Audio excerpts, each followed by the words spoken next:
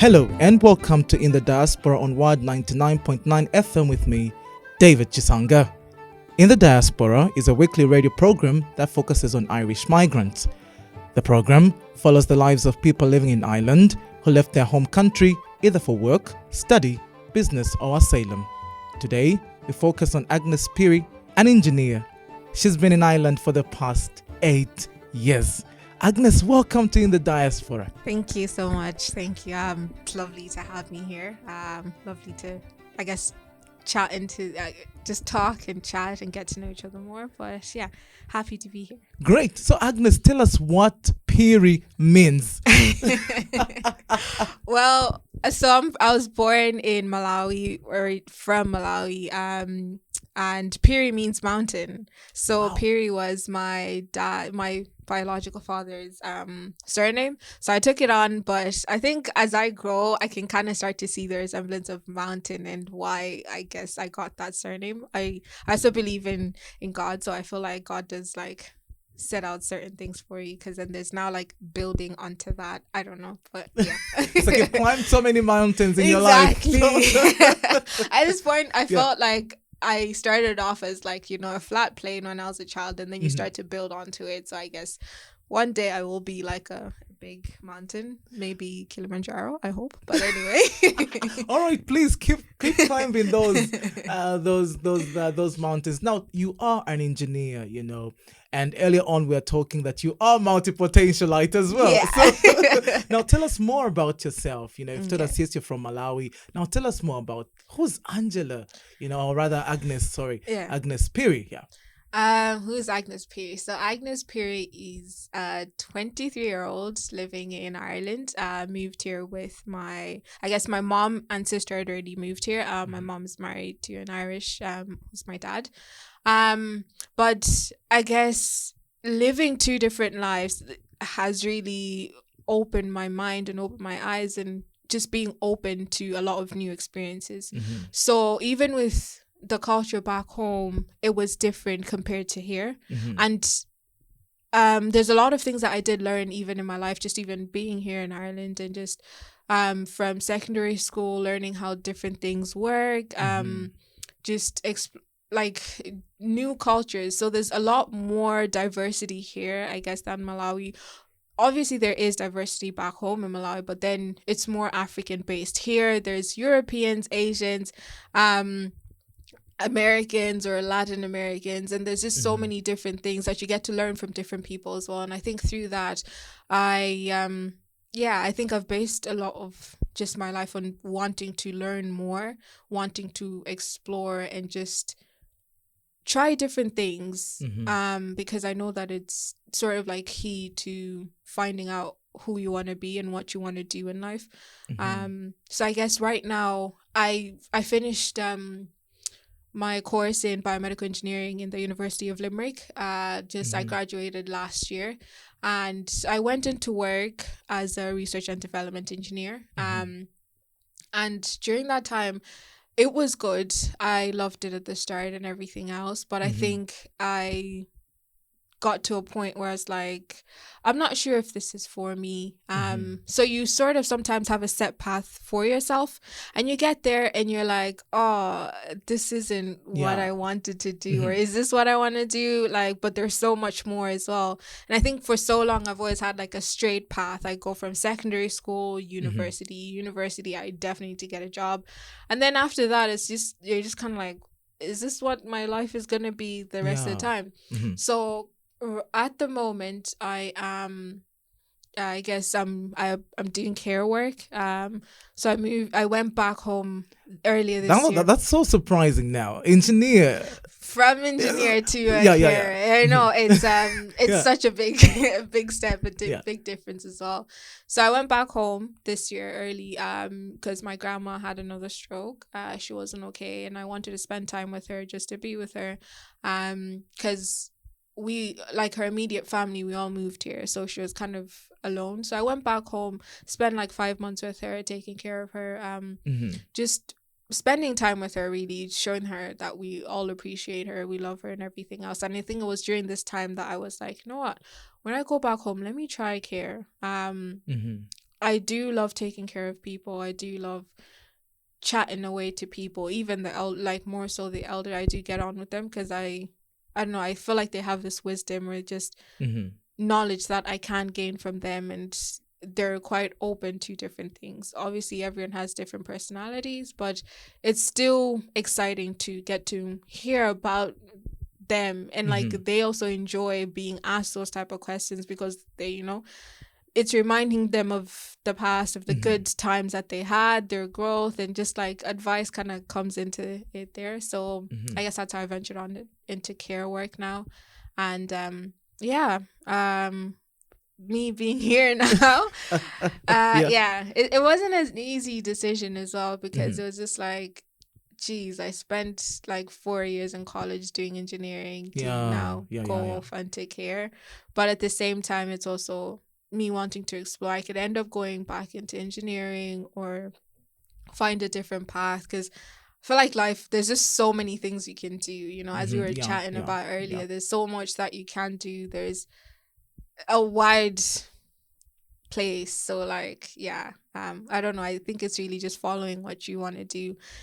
For me personally, is experiencing as much as I can in different areas, because you do gain knowledge, you do gain experience from literally different things, and you get to actually, you're not just focused onto one thing. You then start to understand the world from multiple angles, pretty much. Like, you know, as a carer, even now, like, you know, with engineering, there's engineering in care because of the products that they do use, and that's something that as an engineer I wouldn't see how the product works on a daily basis, but now as a carer I will see how they, you know, how the patient interacts with the product on a daily basis. Is something that engineers could do better? Is it something that, I don't know, you could look at it from a different point of view? So now, Agnes, before we talk about Malawi, did you study here only in Ireland, or you did part of your education in Malawi as well? How was your academic journey? So I did my primary and secondary school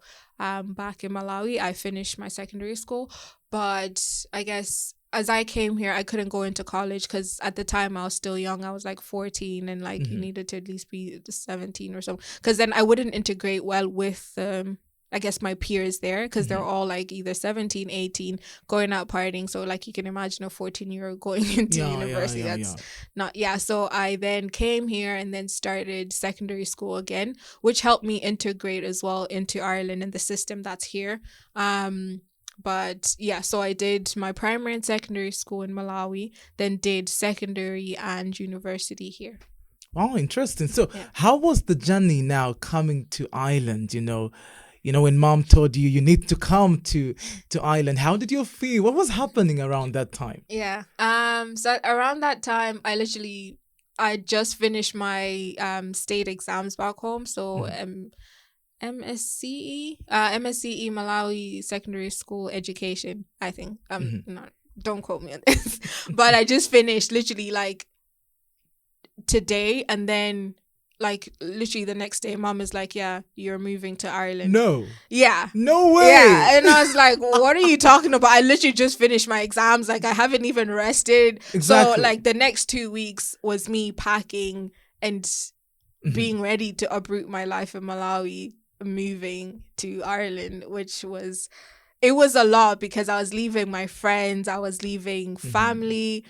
But it was also exciting because I was like, oh my God, a new country and everything. Yes, let's go see these white people. But like, because I guess I hadn't really like been around a lot of like different cultures at that time. So moving here was nice, great.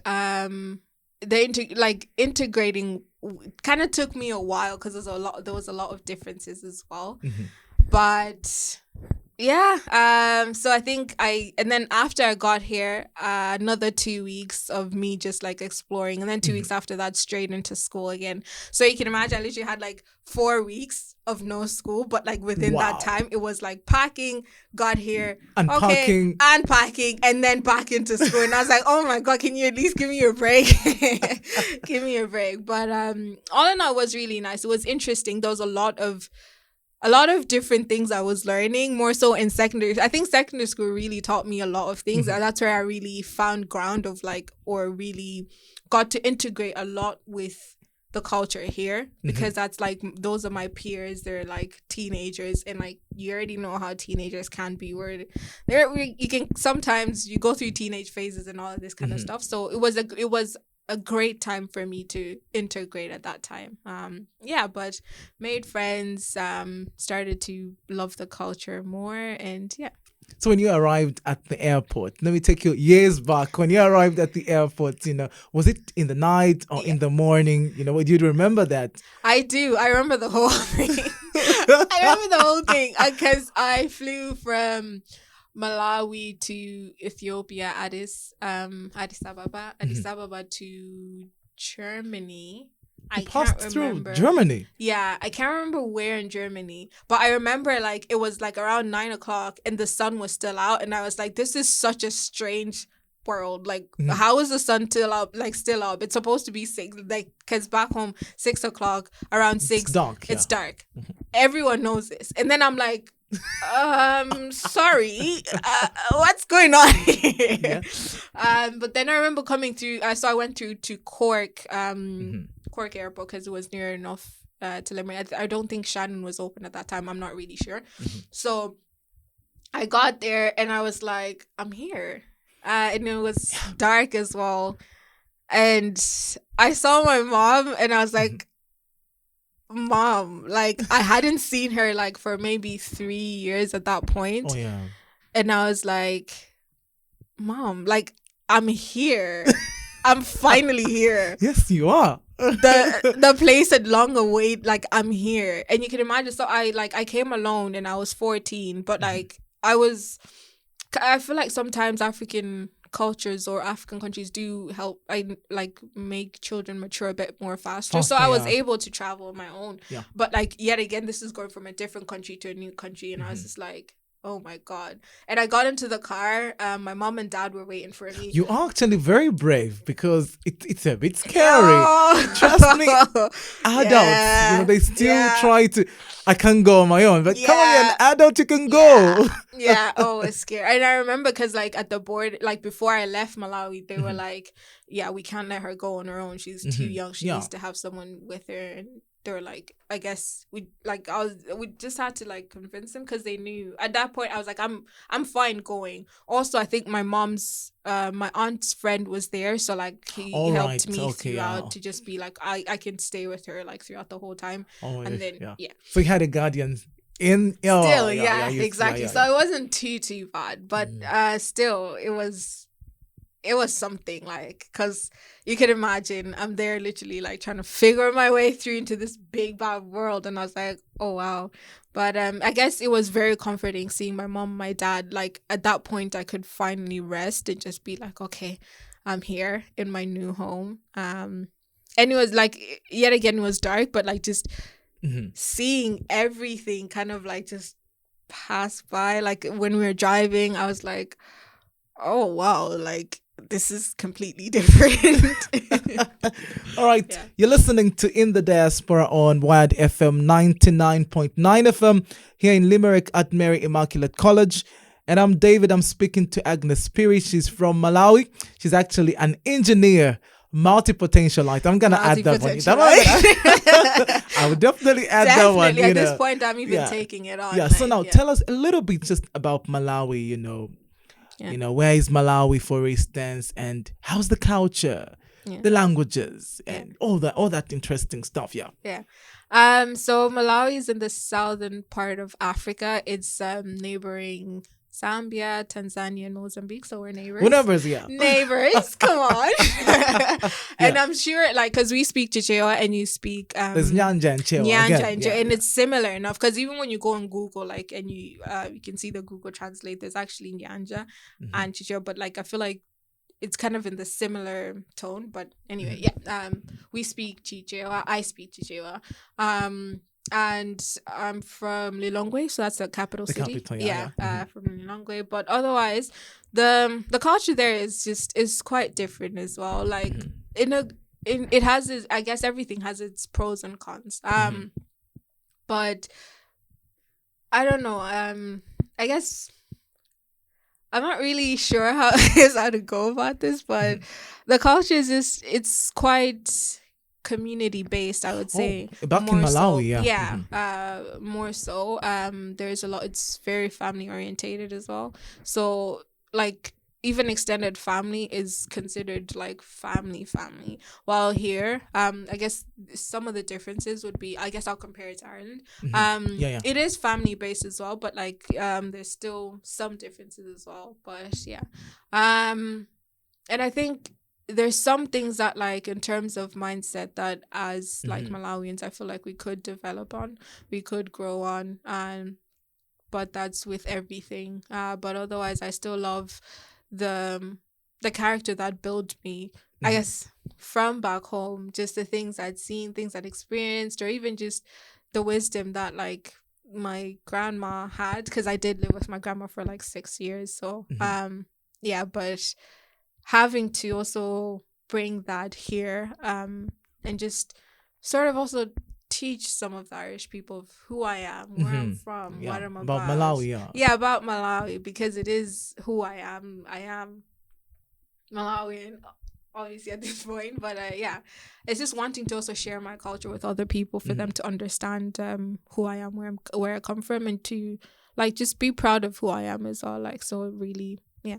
So Muli Bwanj. Didi Wino, kind. Oh, so what we were trying to say was, how are you? Yeah. And she responded, I'm fine. Yeah. That's how you greet in Chichewa Yeah. and partially in Nyanja as Yeah. well. So now you've already started talking about the similarities and the differences between the Malawian culture and the Irish culture, Yeah. And now, is there something that really stands out for you? This stark contrast that you say, okay, this point, or this issue really is different. Yeah. Is there such an issue when you go to cultural shock and okay, this never happens in Malawi? Yeah. Yeah. There was actually several things. Honestly, I think it's I would take it back more so to either mindset or mentality, or just I guess mental being or mental wellness as well. Feel like there's some ways of how Malawians are that like doesn't really benefit either us or the person that we're with, or like even in terms of family, friendship, or anything like that. And that would be, I guess, we have this sense of respect at a time that either goes to inferiority or superiority, things The like complex, that. yeah. And here there's just that freedom where like whether you're young, old, there's no discrimination against it. Not to say that they are discriminated in Malawi, but then there's a an emphasis on age, while there isn't much here, where All you right, can okay. where whether you're younger and you, I guess, for example, me, I can say how I either feel about something, being able to express yourself. Being able to fully express yourself, and that means you sometimes might oppose something that an elder says, or just having to really speak your mind fully. So it's the issue of freedom of expression, is it? Yes. And even there's a lot more I guess services that are there for like your mental health as well. So like if you're going through something, you're able to speak about it because you're aware of what you're going through. I guess sometimes back home, I feel like there is an issue in terms of mental health, and I guess that's where it steps in with. It's not something that is really shone a light on. It's something that's either stigmatized or there's no awareness of it, and that's where you're not fully able to express yourself. You sometimes just take what's being said or what you're supposed to do and continue on. You don't really figure out and what is going stuff, on. Like you bought Exactly. stuff. Yeah, you just bottle them up, and it doesn't help you in any way, because then you either put that on someone else or like the people that are around you and love, and it's like there's a lot of broken people walking around who don't even know how to go about fixing whatever is going on, and it kind of doesn't help growth or even our economy in general, because then you have leaders who are still broken and don't know how to go about things. So there's things like that, and I feel like sometimes we can't progress because of that. We're not aware of like what's going on with our mental. In as much as we have physical doctors to take care of our physical bodies, we also need doctors for our mental health. So like having therapists and psychiatrists and counselors there would help, I feel like, because I was going through a podcast, Surviving Malawi, where like suicide rate has increased, mostly in men, and this is because there's no one there to attend to those needs. So I guess it's something I am looking into in terms of wanting to do medicine or psychology, just to I guess go back home and make some difference in some way. Because I've really seen the major contrast with that, and you see the problems that stem from it, and they just grow and grow and grow because they're not being taken care of. While being here, having these services makes a tremendous amount. Obviously, at the start, it's something that's new to you. It's scary. You're like, we never had this back home, so like, why should I be talking to someone else about my problems? Like, I don't see but then the minute you start to understand how mental health is super important and how it does help you moving forward and grow. And even in terms of development of a country, as you can see, like Ireland is quite developed, but it's also because they take care of themselves in every way possible in order to push the bounds or get to where they need to go. And I feel like that's super important in life. This is In the Diaspora on Wired FM 99.9 FM with me, David. And I'm speaking to Agnes Phiri, definitely from Malawi. She's an engineer, multipotentialite, could become a therapist soon. Better watch out now. Better watch out. Yeah, definitely. We are watching this space, And thank you for actually joining on the Now, you've spoken about how Ireland and Malawi are different, and is there anything similar, really? We go and talk about the differences, but is there anything similar? Yeah, I'd say the kindness and the warmness. So Irish people, very kind, very warm, easy to talk to, easy to chat, very welcoming. That's definitely similar to people Malawi. Literally, everyone welcomes you as their own. They're there for you. They'll feed you. Like, I don't know, because even even here, there was a lot of like a lot of my friends were quite welcoming, and they wanted to know, like, embracing, I guess, the difference. Obviously it was there, but it's wanting to know and like welcoming me and accepting me. We had our differences, but it's also recognizing those differences and saying, yeah, you're different, but like, let's hang out, like, let's be friends, or like, just. So I think it's also that warmth and that I feel like is so similar. Like, I feel like I'm at home while I'm here. Even when I did move, there wasn't too much of a difference, like, even in terms of like welcoming aspect. But yeah, I think it's the warmth that the people have here. Make you a cup of tea even when you're wow. Yeah. So let's now look at the favorite things you like about Ireland. 3. One of my favorite questions. Oh, wow. Just mention 3 things that you like about Ireland. 1. I love the diversity that's here. Because Irish people are very welcoming. There's a lot of diverse people here, and they welcome that as well. 2. 2 would be Let's go. The food. I love potatoes. Oh, I love potatoes. So mashed potato? I love potatoes, mashed potatoes, so chips, yeah. Just like different types. And like, I think even with my dad there, like we bond over potatoes anyway. So yeah. And I'd say the last thing 3. is scenery. Ireland is very beautiful. It has a lot of scenery, a lot of places you can go, so it's like even nature. I think I love that about Ireland. It's you're able to visit different places and like not get bored of the scenery that's there, because you either find something new along the way and you're like, what, this was always here. But yeah. All right, as we near the end now, let me just take you back to Malawi. What do you miss, back home, really? Yeah. I miss my friends and family. There are people that I love to, I guess, just be around, but obviously, like, they're always going to be there. We still communicate through the phone, so that's something I do miss. I miss the food as well. What is your favorite?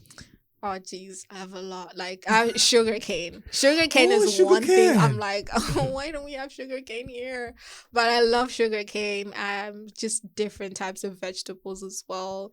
Yeah. And then sima is different. I know you call it nshima. Yeah. Yeah, it is Nshima. Yeah, It's yeah. Nshima, We yeah. call it nsima, but it's not too different. But I think it's because of the similar. H. Yeah, You know, because you have a shima. Yeah. Nshima in Zambia, Yeah, and ours is it's more like nsima. an English version, but in the local language, it's Nsima. Oh, then yeah, Yes. we call it nsima. That's in Chinyanja, but in Bemba is Wali. That's in Okay. Nshima. Yes. Yeah. All Yeah, right, yeah. that's smart. So what would be your ideal Malawian dish like? Oh, okay. Yeah, Ideal ideal. is nsima.